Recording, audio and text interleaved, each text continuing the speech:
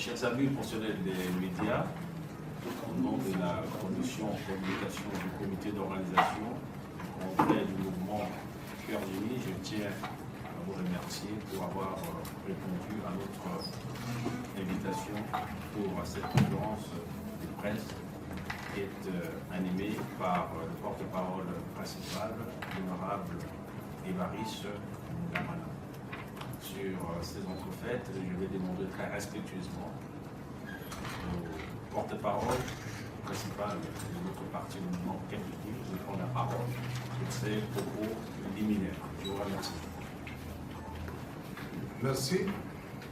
Mesdames et messieurs les professionnels des médias, c'est avec un grand sentiment de joie que nous nous retrouvons à l'occasion de cette conférence de presse en prélude du deuxième congrès ordinaire de notre parti, le mouvement Cœurs Unis, MCU. Comme vous le savez tous, notre grand parti, le mouvement Cœurs Unis, est convoqué du 25 au 26 juillet 2025 à son deuxième congrès ordinaire. Cette assise, convoquée à l'orée des échéances électorales, revêt une importance capitale car elle sera l'occasion, par excellence pour nous, de prendre des décisions qui engageront inéluctablement la vie et l'avenir de notre pays, la République centrafricaine. À cet égard, le thème principal de ce congrès est axé sur consolider l'unité et le renforcement militant pour un avenir commun. Ce thème principal sera suivi de deux sous-thèmes dont le premier porte sur la stratégie de consolidation du pouvoir du mouvement Cœurs Unis et le second est relatif aux éléments de langage pour les campagnes électorales 2025. Il n'est point à douter que ces différents sous-thèmes seront développés par des éminentes personnalités nanties de connaissances et compétences, puis dotées d'expériences indubitables. La deuxième thématique concerne la philosophie du mouvement Cœurs Unis, addition et multiplication. Elle donnera l'opportunité aux congressistes de débattre de la question de la synergie du mouvement. Monsieur Jean-Fernand Kouida, vous avez la parole. C'est le vendredi et le samedi. Pour nous qui bossons pour les médias internationaux, le timing est vraiment important. Est-ce que c'est le vendredi qui va dire oui avant d'être investi, ou bien il dira oui le samedi et être investi le samedi, pour nous permettre de bien calibrer notre programme en fonction. Deuxièmement, vous avez parlé de l'unité et de la révision de certaines dispositions des textes de règlement intérieur et statut du MCU. Comment faire l'union dans un parti miné par la dissension après les primaires qui ont fait beaucoup de mécontents? Et quelles sont les dispositions qui gênent dans le règlement intérieur et statut que vous comptez modifier pendant ce congrès? Je vous remercie. Après une petite suspension, nous allons reprendre les travaux. Et c'est au cours de ces travaux-là que nous allons examiner, que ce soit les questions de la relecture des textes statutaires, que ce soit les thématiques que j'ai évoquées ici, etc. Donc, la matinée de vendredi et l'après-midi de vendredi seront consacrés à tous ces sujets.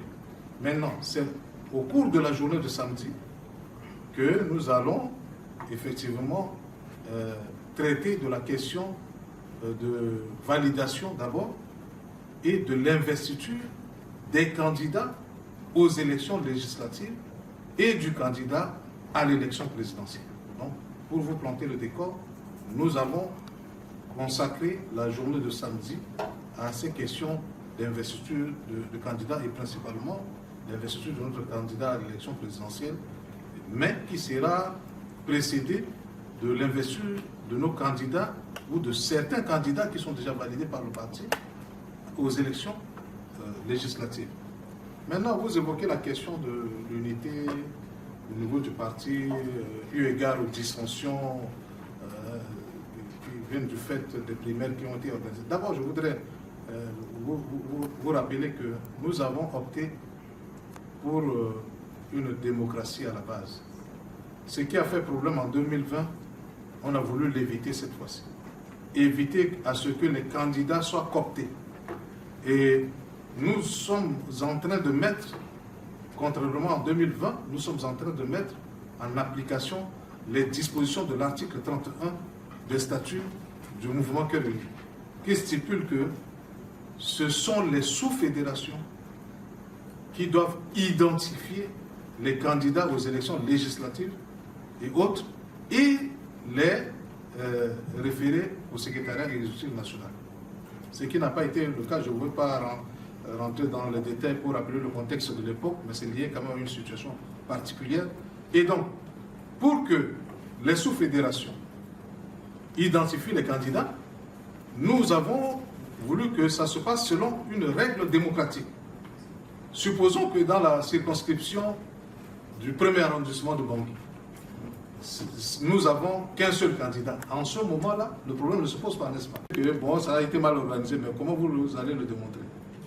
Donc, le bureau politique a mis en place un groupe des experts et des juristes qui sont à pied d'œuvre pour, je pense que d'ici là, quand on va finir la conférence de presse, on va se retrouver encore pour boucler. Et évidemment, ceux qui vont être définitivement retenus seront investis le jour-là aux côtés de notre candidat à l'élection présidentielle, dont je tais le nom pour l'instant. Donc voilà pour répondre à votre préoccupation, M. Kone. Alors, votre deuxième question, vous voulez savoir s'il y a des dispositions qui gênent au niveau du parti, comme vous voulez le modifier. Vous savez, un parti, comme les textes de toute organisation, sont dynamiques. Chaque fois que le contexte le permet ou l'occasion se présente, en fonction des opportunités, et nous sommes appelés à relire les textes du parti. Je vous donne un exemple. Quand on prend la devise du parti, c'est unité, fraternité, développement. Nous avons estimé qu'à la place du développement, il faut mettre le mot progrès. C'est plus explicite. Donc ça, c'est l'une des modifications qu'il y aura. Après aussi, la composition même du secrétariat exécutif national avec les nombres de personnes, etc. Nous allons aussi... donc il y a quelques dispositions comme ça là qui vont... Déjà, nous avons travaillé sur ces dispositions pendant le Conseil politique national qui a préparé ce congrès-là. Donc le Conseil politique national qui est un organe pratiquement au même titre que le congrès, mais de manière restreinte, parce que c'est la base qui les a choisis et qui les a envoyés au niveau du bureau exécutif. Et je pense avoir balayé quelques questions et préoccupations des uns et des autres. Donc nous restons à votre disposition pour la suite. Nous vous remercions, monsieur le porte-parole. Si les éléments de réponse donnés par les porte-parole suscitent d'autres questions, nous pouvons les prendre afin qu'ils puissent y répondre. Sans plus tarder, je vais donner la Anela. Il reste quand même libre de répondre aux attentes des uns ou des autres, mais nous allons très fortement le solliciter. Et je pense qu'il ne va pas dire non à la volonté populaire. C'est juste une manière de parler. C'est par diplomatie ou bien par modestie que je n'ai pas voulu me prononcer à sa place. Mais je crois savoir que tout est parti pour que le président Faustin Archange Touadéra soit investi à nouveau comme notre candidat. Pour l'instant, nous n'avons pas deux cartes. La particularité du congrès, effectivement, si vous avez suivi mes propos liminaires, c'est d'abord de revoir nos textes statutaires, mais aussi et surtout d'investir nos candidats cette fois-ci aux élections législatives et celui de l'élection présidentielle. L'ensemble des hommes de médias, des hommes et des femmes de médias, de presse écrite, etc., à pouvoir véhiculer au maximum les activités que nous aurons pendant ces 48 heures. Je voudrais également profiter de vos micros pour signaler au peuple centrafricain que nous sommes dans une dynamique démocratique et nous pensons pour notre part en tant que parti politique que le seul moyen d'accéder au pouvoir, c'est les urnes. Le seul moyen d'accéder au pouvoir et de le gérer, c'est de passer devant le peuple. Or, il se trouve qu'au moment où nous sommes en ordre de bataille pour nous préparer pour ces échéances à venir, que ce soit les élections locales, les élections législatives et l'élection présidentielle, d'autres sont en train de préparer des coups pour remettre en cause les fondamentaux de l'État, remettre en cause notre jeune démocratie. Et ça, nous le dénonçons très fortement. Et nous appelons le peuple centrafricain à être vigilant. Nous ne pouvons plus accepter à ce que le pays retombe dans la violence, les troubles. Et en disant à ceux-là que personne n'a le monopole de la violence. L'armée est sur ses gardes, est sur pied. La vigilance est de mise. Et nous pensons que le peuple n'est plus dupe et que toutes ces aventures qui visent à remettre en cause notre démocratie, notre jeune démocratie, ne peuvent aucunement prospérer. Donc c'est pour ça que je vous exhorte très fortement à passer ce message-là pour que les uns et les autres comprennent qu'il y a un temps pour tout. Et sur ce, je vous remercie une fois de plus d'être venu, d'avoir répondu massivement à notre invitation et pour votre participation également à cette conférence de presse, en espérant que nous allons nous revoir demain, après-demain jusqu'à samedi. Et je profite de l'occasion pour dire que nous allons, pour ceux qui sont intéressés pour couvrir l'événement, nous allons délivrer des accréditations accompagnées de badges pour ceux qui vont couvrir l'événement. Celui qui ne sera pas accrédité ne peut pas avoir accès à la salle. Donc, ceux qui sont intéressés, rapprochez-vous de M. Dimitri Yalamba, donnez votre liste, vos noms, et nous allons préparer les accréditations.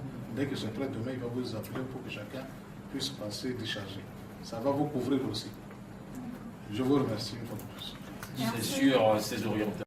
Parti et mouvement Cœur Uni, avec du Tinati Mene Kota Bengolingo, so avec nous dans la langue barakona, pour que tu ne qui da, c'est pour nous dans la langue barakona au Mene.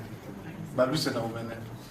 Et là, si Kota Bengolingo so, ah maman tenait mingi avec ceux qui sont tendandoni, aujourd'hui quoi, ton ainsi, et les métiers du cyber qu'on a tiré parti MCU. La négociation soit il a une multiplication à addition, tu t'es étudié Zoko, ou c'est ni fallait que tu aies un dossier, ton analyse ligne, tu t'es pengba. Pour ça, la suite, ça, tu en tant que parti politique, tu t'es et d'un bien du contre. Autant il fallait que tu aies aussi. Dans dossier du Tingo, il t'en a pour petit MCU, Ghana, la soit il a la association Ghana parti allié. Et Nayati Kota Bengolingoso, Kota Isukwa, et que ça, ton activité natique Kota Bengolingoso, à que so, Fade que Sorwandi. L'osso c'est le goti tena, le dégamba. La iriti et titena, le gabiati kodro. C'est que Soronga aussi, à la société avec dégamba, la iriti et titena, à Gawa Batalezo. Ni la ton asso, à la bana tchalangoso, à que on, et ton dati tena, ça la iso à tena primaire titena, na yatia sous fédération ti a konako, a ita sora la sofa de a aussi tena, aga awatubati Batalezo. Dans son inganati, Koussal, ce quoi, ça la parlé à mon cap, mais comme pour sortir à Zan, c'est bien guéri, Koussala, tout ça, moi, j'ai voulu dire, on a d'autres à candidature, pour que ce soit Soroni, si on a à la sopoué, à la guitare, la web, la langoti, la lapos, la langue balus, la mion, la boumene, si je suis là, fade à la so, à l'imité, à faire la polélé, à l'état Zoué, voilà, ils ont une investiture. Il faut bien atteindre à la soie, à l'immédiat, on a irrité, comme pour ce MCU qui tenait, à Gare, à Watopati, par les zones. Les gars, on a le saut et qu'il fallait aussi pour l'aider, à l'état de quoi tu tenais, le vol de Gapa, si Gamou Biati Kodro. Bah, à côté de la soif, il faut ici, c'est dans la Méramunda, de kikira pekon na la singi si sala ita wa gosinga titene alaga mingi si sala kusala titene a yesu kwa kitambula na boichi bengoli moso azo alimbi ti matene ni alimbi ti bani alimbi ti tena yingani na ndokwe